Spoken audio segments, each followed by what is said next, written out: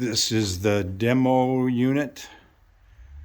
We can see we've got our lath, so we can see how the exterior is built. It's around 1910 construction, and 11-foot ceilings.